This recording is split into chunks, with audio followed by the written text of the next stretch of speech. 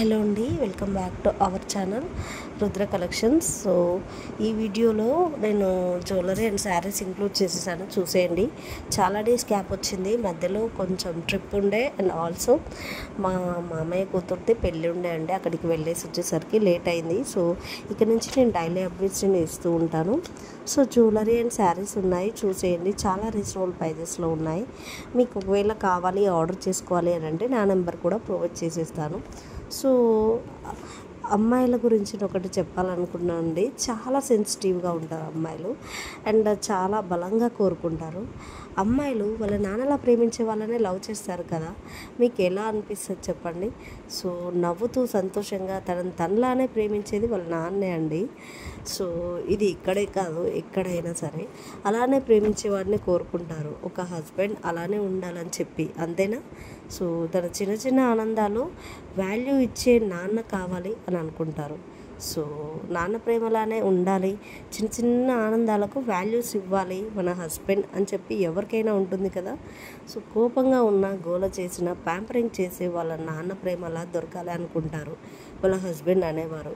So ఎప్పటికీ husband అనేవాడు చాలా బాగానే చూసుకుంటారు, బట్ వాళ్ళ నాన్ననే ఇంకా ఎక్కువ ప్రేమించాలి అననే అనుకుంటారండి, ఎవరైనా, ఏ అమ్మాయి అయినా సరే. సో అమ్మాయిలు వాళ్ళు లవ్ చేసిన వాళ్ళ పార్ట్నర్తో వాళ్ళ నాన్న ప్రేమ వాళ్ళలో ఉండాలి, నా పార్ట్నర్లో వాళ్ళ ప్రేమ కనిపించాలి, నాన్న ప్రేమ అననే అనుకుంటారు కదా. సో అమ్మాయికి నాన్నలా ప్రేమిస్తేనే ఇష్టం ఉంటుందండి. సో నాకు కూడా అంతే. సో నాకు రీసెంట్గా పెళ్ళయింది, 3 months అవుతుంది అంతే. సో మా నాన్నలానే చూసుకుంటారండి మా హస్బెండ్, చాలా మంచివారు. సో మన గోల్ కంటూ మనకి ఏ గోల్ ఉన్నా, ఏది చేయాలనిపిస్తున్నా కూడా చాలా ఎంకరేజ్మెంట్గా ఉంటారండి. సో మీరు చూసే ఉంటారు, కొన్ని వీడియోస్లో నేను షార్ట్స్ పెట్టాను. సో మా హస్బెండ్ వాయిస్ ఓవర్ ఇచ్చేసారు. సారీ అండి, దగ్గు వచ్చేస్తుంది. సో అలా సపోర్టివ్గా నిలబడాలండి హస్బెండ్ అన్నాక.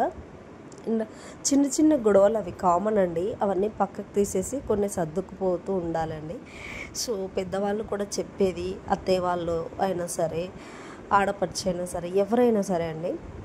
సో కొత్తగా పెళ్ళైన వాళ్ళకి నేను ఒక సజెషన్ ఇస్తున్నానండి. సో వాళ్ళు ఏమైనా చెప్తే ఎందుకు చెప్తున్నారో అని కొంచెం ఆలోచించండి. బికాస్ ఎలాంటి గొడవలు, ఎలాంటి మనస్పర్ధాలు లేకుండా ఉండాలంటే చెప్పేది వినాలండి ఫస్ట్. మెల్లిమెల్లిగా అప్పుడే మనం మార్చుకోవాల్సిన అవసరం లేదు.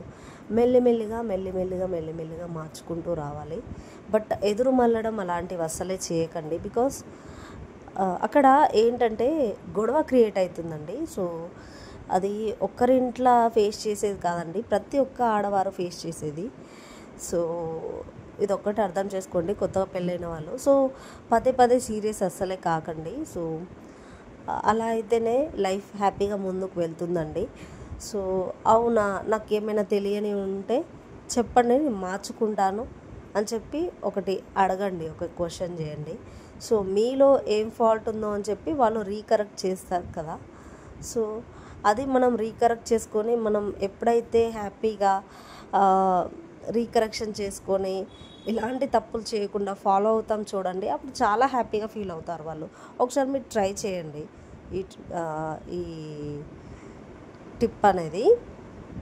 సో నేను ఎందుకు చెప్తున్నానంటే, సో ప్రతి ఒక్క ఆడపిల్ల పెళ్ళయి మెట్టనిళ్ళకు వెళ్ళిపోవడం కామన్ కదా. సో అక్కడ ఏంటంటే ఇంటి దగ్గర గారాబంగా పెరిగి అక్కడికి వెళ్తాం కదండి.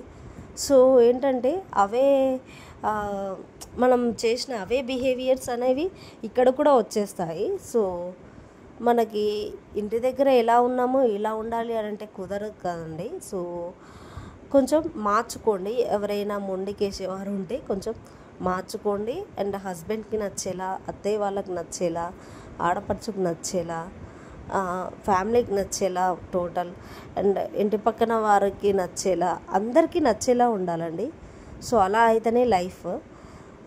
వాళ్ళేంది వీళ్ళేంది గామైంది అన్నట్టు అలా ఎవరైనా అనుకున్నారనుకో ఇంటి పక్కన వారు, గలీజ్గా ఉంటుంది. సో ఇన్ కేస్ ఒకవేళ మీకు పెళ్ళై ఇంటి పక్కన ఎవరైనా ఉన్నా కూడా తిన్నరా అని చెప్పి ఒక మాట అనండి.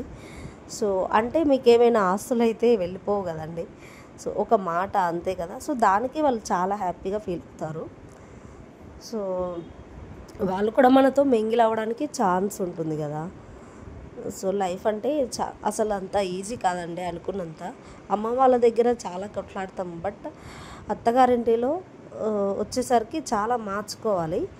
సో నేను చెప్పేది మీకు అర్థమవుతుందనే అనుకుంటున్నాను. సో అర్థమైతే ఎవరైనా న్యూలీ మ్యారీడ్ కపుల్స్ ఉంటే సో కొంచెం చేంజ్ అవ్వడానికి ఛాన్స్ ఉంటుంది కదా. సో మీకు ఆల్రెడీ తెలిసే ఉంటుంది, కొన్ని ఏమైనా తెలియని ఉంటే ఈ వీడియోతో మీరు నేర్చుకుంటారనే అనుకుంటున్నాను.